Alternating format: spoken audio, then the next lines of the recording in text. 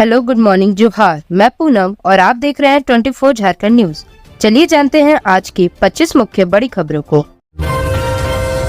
JAC board की परीक्षाएं 11 फरवरी से 3 मार्च को अंतिम परीक्षा जैक द्वारा मैट्रिक और इंटर की परीक्षा शेड्यूल जारी कर दिया है। परीक्षाएं 11 फरवरी से शुरू होंगी। अंतिम परीक्षा 3 मार्च को होगी।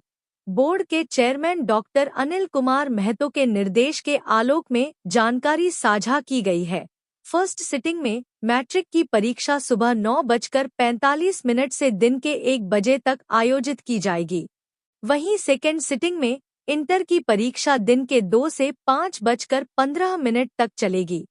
शेड्यूल के अनुसार पहले मैट्रिक और इंटर वोकेशनल पेपर की परीक्षा आयोजित जाएगी। 10वीं की परीक्षा 13 दिन चलेगी। वहीं 12वीं की परीक्षा 16 दिन होगी। मैट्रिक इंटर की परीक्षा में कुल 6 लाख परीक्षार्थी शामिल होंगे। इसमें 3.5 लाख मैट्रिक और 2.5 लाख इंटर के परीक्षार्थी शामिल हैं।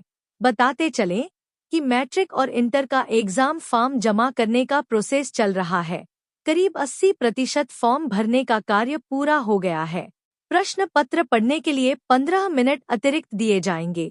मैट्रिक की परीक्षा में उत्तर पुस्तिका और प्रश्न एक साथ रहेंगे, यानी प्रश्न सह उत्तर पुस्तिका आधारित परीक्षा ली जाएगी। वहीं इंटर की परीक्षा उत्तर पुस्तिका आधारित आयोजित की जाएगी। मैट्रिक की प्रायोगिक परीक्षा 4 से 20 मार्च तक संबंधित स्कूलों में आयोजित की जाएगी। इसका प्रश्न पत्र 28 फरवरी से 3 मार्च तक संबंधित स्कूल के स्कूल प्रिंसिपल प्राप्त कर लेंगे। वहीं इंटर कला विज्ञान और वाणिज्य स्ट्रीम की प्रायोगिक परीक्षा 4 से 20 मार्च तक होगी। इसका परीक्षा सामग्री जैक से 27 फरवरी से 1 मार्च तक प्राप्त कर सकते हैं। रांची की महिला थाना प्रभारी सहित 5 पुलिसकर्मी निलंबित। कोतवाली थानेदार के निलंबन की अनुशंसा। रांची अपर बाजार स्थित कन्या विद्यालय की छात्राओं के साथ छेड़खानी मामले में संबंधित स्कूल की प्राचार्या से शिकायत मिलने के बाद भी लापरवाही बरतने को लेकर आईजी अखिलेश झा ने 4 पुलिसकर्मियों को निलंबित कर दिया है। इनमें कोतवाली थाना के एएसआई सनातन हेम्ब्रम व मुंशी अविनाश कुमार के अलावा महिला थाना की एएसआई उषा कुमारी और वहां की थाना स्टाफ उर्मिला कोरबा शामिल हैं। वहीं इसी मामले में रांची के एसएसपी चंदन कुमार सिन्हा ने रांची की महिला थाना प्रभारी पिंकी साव को निलंबित कर दिया।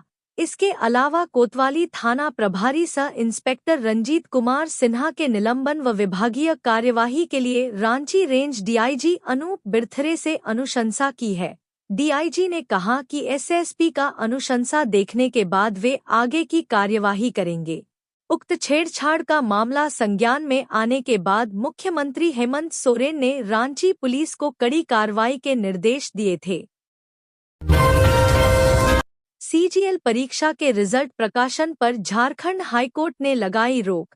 झारखंड हाईकोर्ट ने सामान्य स्नातक योग्यताधारी संयुक्त प्रतियोगिता 2023 के तहत 21 व 22 सितंबर को ली गई परीक्षा में गड़बड़ियों की सीबीआई जांच को लेकर दायर जनहित याचिका पर सुनवाई की।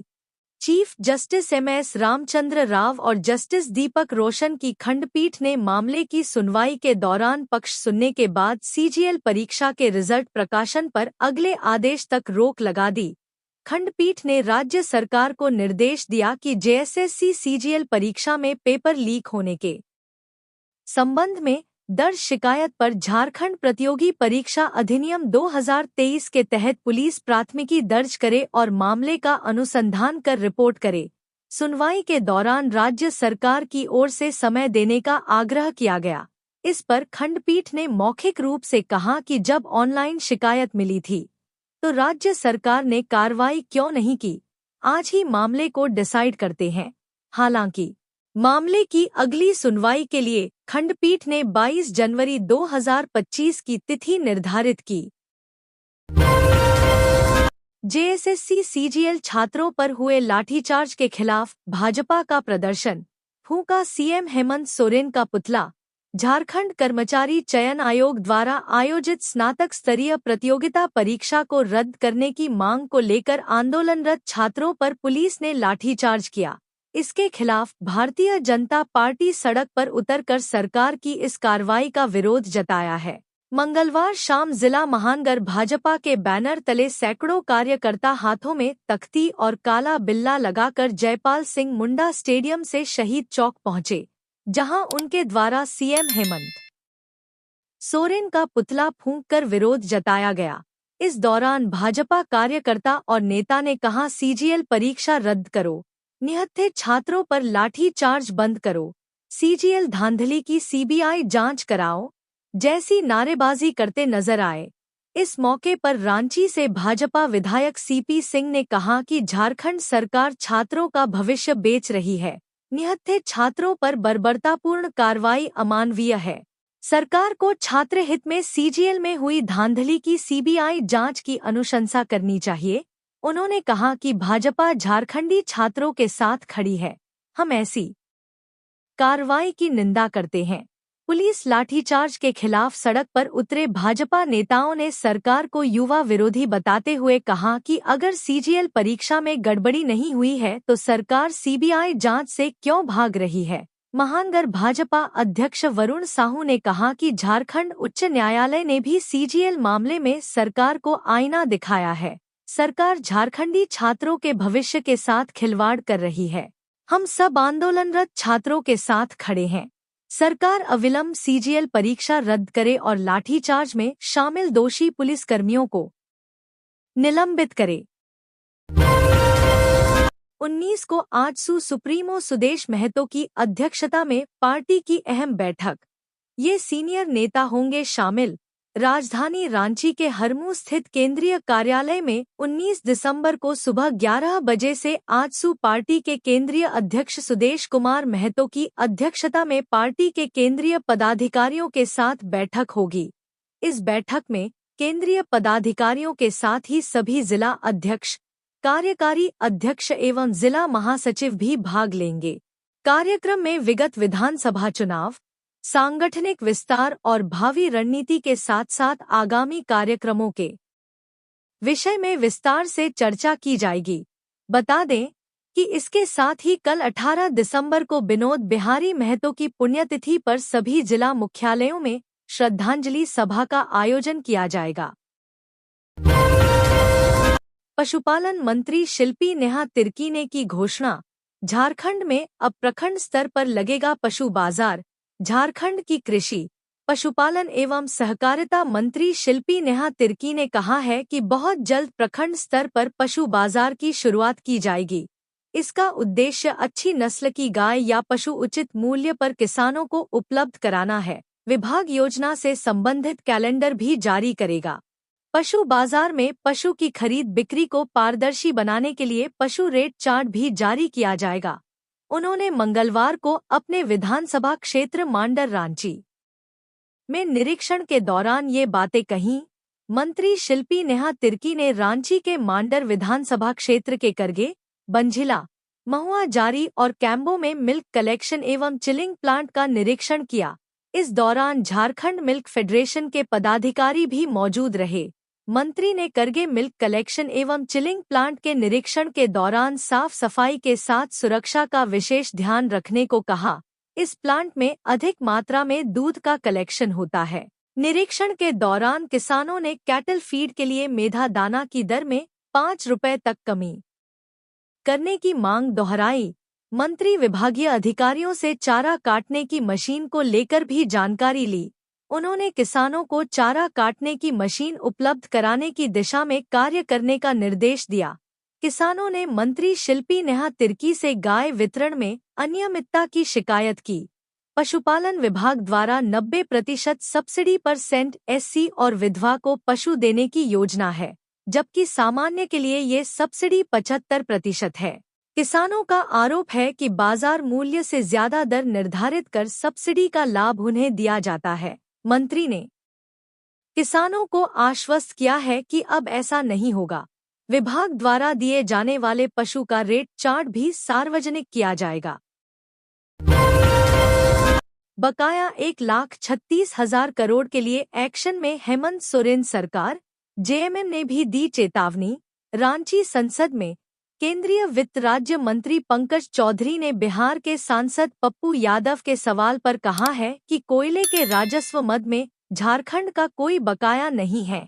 सांसद ने पूछा था कि कोयले के राजस्व मद में झारखंड का बकाया 1,36,000 करोड़ रुपए केंद्र सरकार क्यों नहीं वापस करती।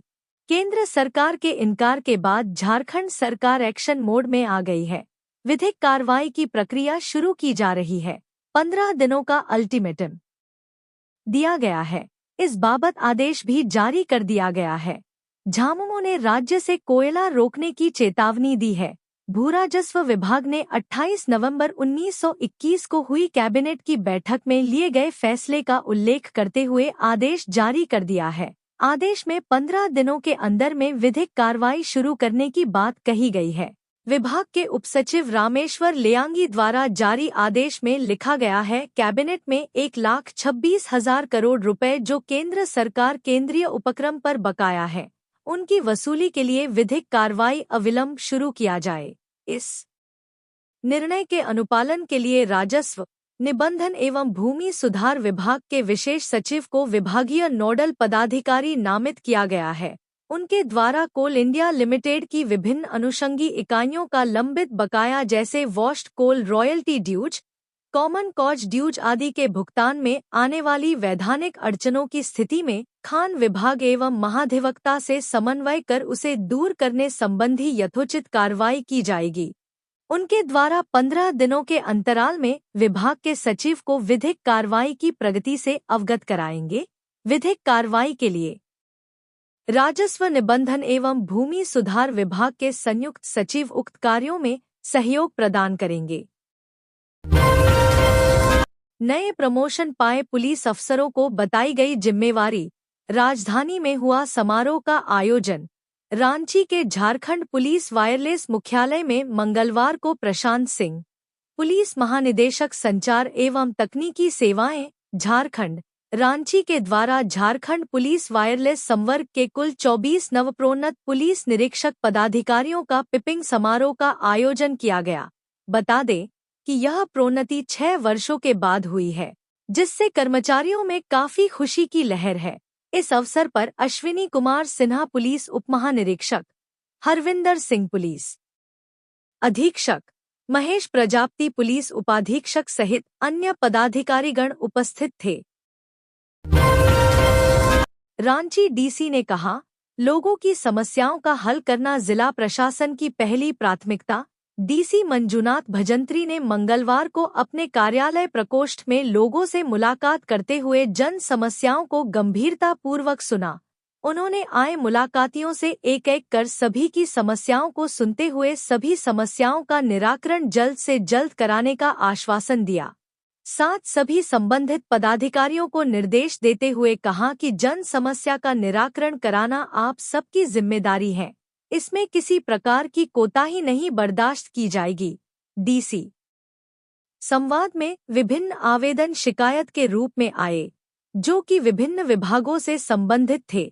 सभी शिकायतकर्ता की समस्याओं को सुनने के बाद डीसी ने संबंधित विभाग के अधिकारियों को निर्देशित किया कि सभी आवेदनों का भौतिक जांच करते हुए जल्द से जल्द समाधान करें। उन्होंने विशेष रूप से कहा कि लोगों की समस्याओं का हल कराना जिला प्रशासन की पहली प्राथमिकता। डीसी संवाद में आए कुछ समस्या के निष्पादन के लिए ऑन स्पॉट संबंधित अधिकारियों को निर्देश दिए गए। शिकायत का निवारण कराने के लिए बड़ी संख्या में टाना भगत ने उपायुक्त रांची से मुलाकात करते हुए अपनी कई समस्या उनके पास रखी, जिस पर उनके द्वारा उन्हें आश्वासन देते हुए कहा कि उनकी समस्या का निराकरण जरूर करेंगे। डीसी से कई जिला परिषद, वार्ड पार्षद, उप मुखिया ने मुलाकात कर उनके समक्ष कई मांगे रखी, जिसमें मुखिया द्वारा ग्राम सभा नहीं कराने, कार्यकारिणी की बैठक नहीं होने और अन्य बातें उनके सामने रखी गई, जिस पर उनके द्वारा उनकी बातों को गंभीरता से सुनते हुए सभी मांगों को गंभीरतापूर्वक सुना। साथ उन सभी से अबुआ आवास के संबंध में भी जानकारी लिया। लातेहार पुलिस का जन शिकायत समाधान कार्यक्रम आज 18 दिसंबर को इन 4 स्थानों पर सुनी जाएगी। जनता की समस्याएं 18 दिसंबर को आयोजित होने वाली जन शिकायत समाधान कार्यक्रम को लेकर लातेहार पुलिस की ओर से तैयारी पूरी कर ली गई है। जिले में 4 स्थानों पर जन शिकायत समाधान कार्यक्रम आयोजित की जाएगी। एसपी कुमार गौरव ने बताया कि लोग कार्यक्रम में शामिल होकर अपनी समस्याओं को रख सकते हैं। दरअसल राज्य के डीजीपी के निर्देश पर लातेहार जिले के 4 पुलिस अनुमंडल मुख्यालय में जन शिकायत समाधान कार्यक्रम आयोजित की जाएगी। इस संबंध में लातेहार एसपी कुमार गौरव ने बताया कि जन शिकायत समाधान कार्यक्रम में लोग अपनी उन सभी प्रकार की समस्याओं को रख सकते हैं जिसमें पुलिस के द्वारा उन्हें मदद पहुंचाई जा सकती है। उनके आवेदन पर उचित कार्रवाई होगी। एसपी ने बताया कि पुलिस का प्रयास है कि लोगों की समस्याओं का समाधान ऑन द स्पॉट ही किया जाए, लेकिन जो मामले जांच से संबंधित होंगे उन पर यथाशीघ्र आवश्यक कार्रवाई होगी। एसपी कुमार गौरव ने बताया कि जन शिकायत समाधान कार्यक्रम में जो भी शिकायत आती है उसकी मॉनिटरिंग जिला स्तर से लेकर राज्य स्तर में डीजीपी करते हैं। कार्यक्रम में आने वाली शिकायतों के समाधान में किसी प्रकार की लापरवाही नहीं बरती जाती है। उन्होंने बताया कि पिछले सितंबर माह में जिले में सैकड़ों मामले आए थे, जिनमें अधिकांश मामलों में उचित कार्रवाई हुई, कई मामलों में तो प्राथमिकी भी हुई है। जेएसएससी छात्रों पर लाठीचार्ज मामले को सीबीआई जांच की मांग के बीच आमने सामने हुआ सत्ता पक्ष विपक्ष। झारखंड स्नातक स्तरीय प्रतियोगिता परीक्षा को रद्द करने की मांग को लेकर छात्र आंदोलन कर रहे हैं। छात्रों पर हुई पुलिस लाठीचार्ज को लेकर अब सियासत शुरू हो गई है। विपक्ष ने जहां सरकार के ऊपर छात्रों पर ज्यादती करने का आरोप लगाया है, तो वहीं सत्तारूढ़ दल जेएमएम कांग्रेस ने युवाओं को संयम बरतने की सलाह देते हुए बचाव में उतर आए हैं। प्रदेश भाजपा उपाध्यक्ष राकेश प्रसाद ने सोमवार को जेएसएससी कार्यालय घेराव करने जा रहे छात्रों पर हुए लाठीचार्ज का विरोध किया। इस दौरान उन्होंने कहा कि यह सरकार का दिवालियापन है, जो कभी पारा शिक्षकों पर तो कभी सहायक पुलिस कर्मियों पर लाठियां बरसाती है। छात्रों की मांग को सही बताते हुए राकेश प्रसाद ने कहा कि सरकार को चाहिए कि इस परीक्षा की सीबीआई से जांच कराकर दोषी कर्मियों पर कार्रवाई करें। विपक्ष का हमला तेज होता देख सत्ता पक्ष बचाव में उतर आया है। सत्तारूढ़ झारखंड मुक्ति मोर्चा और कांग्रेस ने छात्रों से संयम बरतने की अपील की है। सत्ता पक्ष ने कहा कि अब तो हाईकोर्ट ने भी फाइनल रिजल्ट पर रोक लगा दी है। साथ ही अगर इस परीक्षा को लेकर किसी भी तरह की शिकायत है तो छात्रों को सरकार और आयोग के पास जरूर रखना चाहिए। विपक्ष के द्वारा उठाए जा रहे सवाल पर पलटवार करते हुए झारखंड मुक्ति मोर्चा के केंद्रीय प्रवक्ता सुप्रियो भट्टाचार्य ने कहा है कि उनके राज में क्या फूल बरसाए जाते थे। 2014 से यह परीक्षा आयोजित की जा रही है और अब तक यह पूरी नहीं हुई है। सुप्रियो भट्टाचार्य ने छात्रों से धैर्य नहीं खोने की अपील करते हुए कहा है कि 22 जनवरी को अगली सुनवाई हाईकोर्ट ने निर्धारित की है। इससे पहले जो दिशा निर्देश दिए गए हैं उसके तहत सरकार काम करेगी। गृह सचिव व डीजीपी ने चतरा में की समीक्षा बैठक। कहा, वाहनों में आगजनी होने वाले क्षेत्र के थाना प्रभारी के खिलाफ होगी कार्रवाई। गृह सचिव वंदना डाडेल और डीजीपी अनुराग गुप्ता ने संयुक्त रूप से चतरा जिले में अवैध अफीम की खेती पर रोक लगाने के लिए एक समीक्षा बैठक की। इस दौरान कई एजेंडा बिंदुओं पर विमर्श किया गया और कई दिशा निर्देश दिए गए। समीक्षा बैठक के दौरान डीजीपी ने कहा कि रांची, चतरा, हजारीबाग और लातेहार समेत कई जिलों में हाल ही के दिनों में स्प्लिंटर्स ग्रुप द्वारा आगजनी की घटना को अंजाम दिया गया, जिस पर लगाम लगाना अति आवश्यक है। परंतु यह देखा जा रहा है कि आगजनी जिस क्षेत्र में होती है उससे संबंधित थाना प्रभारी द्वारा सिर्फ अज्ञात के खिलाफ कांड दर्ज कर अनुसंधान समाप्त कर दिया जाता है। अगर भविष्य में किसी थाना क्षेत्र में उक्त रिप्लंटर ग्रुप द्वारा आगजनी की घटना कार्य की जाती है तो संबंधित थाना प्रभारी और इंस्पेक्टर के विरुद्ध कठोर अनुशासनात्मक कार्रवाई करते हुए संबंधित डीएसपी और एसपी से भी स्पष्टीकरण मांगा जाएगा। अवैध अफीम की खेती की रोकने के लिए पुलिस और वन विभाग के पदाधिकारी और कर्मियों के बीच आपसी समन्वय स्थापित किया जाए और आवश्यकता अनुसार कठोर कानूनी कार्रवाई की जाए। अफीम की खेती सुदूरवर्ती क्षेत्रों और वन भूमि में की जाती है, इसलिए वन पदाधिकारियों का सहयोग अपेक्षित है। एसपी चतरा, हजारीबाग, रांची और लातेहार ये जिले अफीम की खेती को लेकर काफी बुरी तरह से प्रभावित है। इन जिलों में अवैध अफीम की खेती की पूर्ण रोकथाम के लिए सभी आवश्यक कार्रवाई सुनिश्चित की जाए।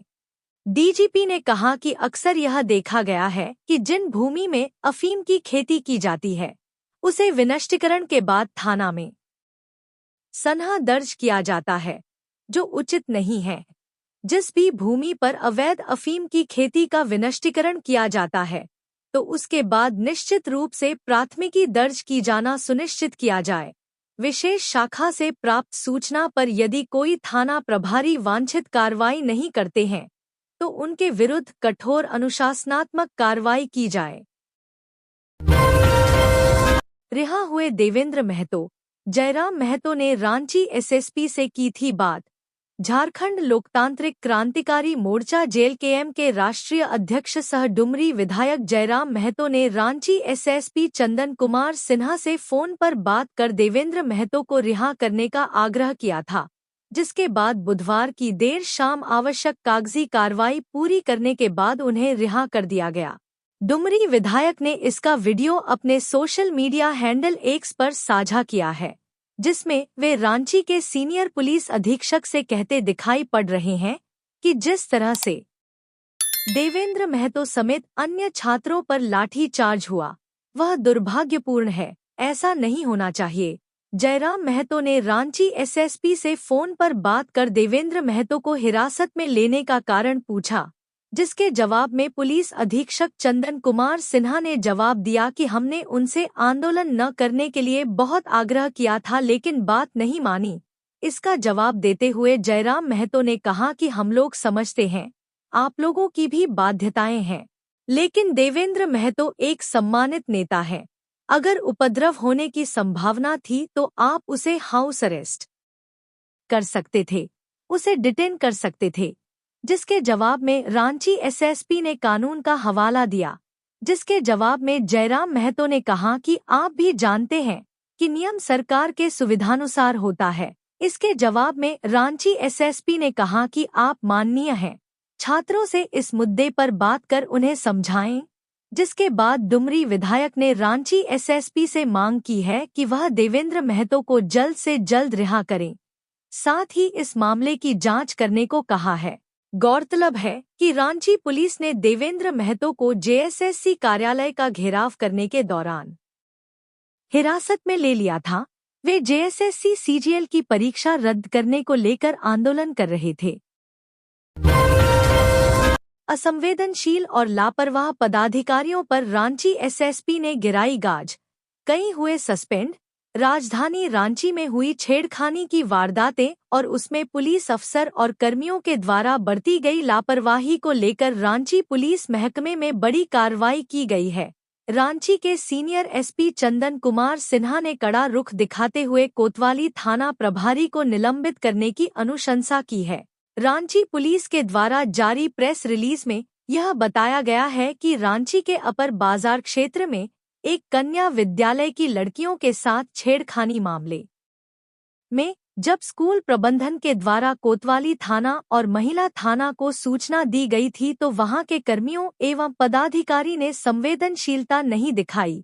इस अकर्मण्यता और लापरवाही के लिए वरीय पुलिस अधीक्षक रांची चंदन कुमार सिन्हा ने महिला थाना प्रभारी पिंकी साव को तत्काल प्रभाव से निलंबित कर दिया है।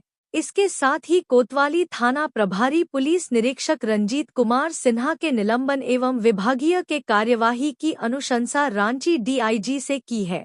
इससे पूर्व भी 14 दिसंबर को बरियातू थाना के जमादार शंकर ठाकुर और मुंशी शशि कुमार को इसलिए निलंबित किया था क्योंकि एक मोबाइल गुम होने की शिकायत लेकर आवेदिका बरियातू थाना गई थी। उन दोनों ने आवेदिका का आवेदन न लेकर मामले का क्षेत्राधिकार लालपुर थाना का बताते हुए लालपुर थाना जाने की सलाह दी थी। इसको लेकर रांची एसएसपी ने उन दोनों पर भी कार्रवाई की है। रांची नगर विकास मंत्री ने की निगम के कार्य एवं योजनाओं की समीक्षा। नगर विकास मंत्री सुदिव्य कुमार ने मंगलवार को नगर निगम सभागार में निगम की कार्य एवं योजनाओं की समीक्षा बैठक की। मंत्री ने कहा कि निगम की भूमिका राजधानी की बेहतर छवि बनाने के लिए बहुत अहम है। इसके लिए सफाई पर खास ध्यान दें। सिविल वर्कर्स से संबंधित सभी लंबित योजनाओं को समय पर धरातल पर उतारें। भविष्य की जरूरतों का आकलन करते हुए योजनाएं बनाएं। योजनाओं के लंबित होने पर समय समय पर समीक्षा करें। मंत्री सुदिव्य कुमार ने राजस्व संग्रह पर विशेष ध्यान देने का निर्देश दिया। इंटरनल रेवेन्यू में बढ़ोतरी के लिए होल्डिंग टैक्स के भुगतान के लिए बड़े बकायेदारों को नोटिस दें। जिन आवासीय भवनों पर व्यवसाय चल रहे हैं उनका सर्वे करते हुए कमर्शियल होल्डिंग टैक्स लेना सुनिश्चित करें। शहर के सभी लॉज, हॉस्टल, कोचिंग आदि की असेसमेंट करते हुए कर का भुगतान सुनिश्चित समय करने के लिए नागरिकों को जागरूक करें। नए साल में आम लोगों की सुविधा के लिए कर भुगतान करने के लिए नए ऑफर्स लाएं। नगर निगम के अधीन सभी अधिनियमों को कड़ाई से लागू करें। इस दौरान 15वें वित्त आयोग, town planning, PMAY, light, IT, DNULM, transport, health, enforcement, जलापूर्ति एवं अन्य शाखाओं की समीक्षा हुई। नगर आयुक्त संदीप सिंह ने मंत्री के अहम मार्गदर्शन के लिए आभार जताया तथा आम नागरिकों को निगम स्तर से और बेहतर सुविधा प्रदान करने के साथ साथ शहर को स्वच्छ एवं सुंदर बनाने की बात कही। तो ये थी आज की झारखंड की टॉप बड़ी खबरें। इसी तरह झारखंड की हर छोटी सी बड़ी खबर देखने के लिए आप हमारे चैनल 24 झारखंड न्यूज को सब्सक्राइब करके बेल आइकन प्रेस कर ले, जिससे झारखंड की हर छोटी सी बड़ी खबर की अपडेट आप तक पहुंचता रहे। तो आज के लिए बस इतना ही। हमें दीजिए इजाजत, फिर मिलते हैं नेक्स्ट न्यूज में।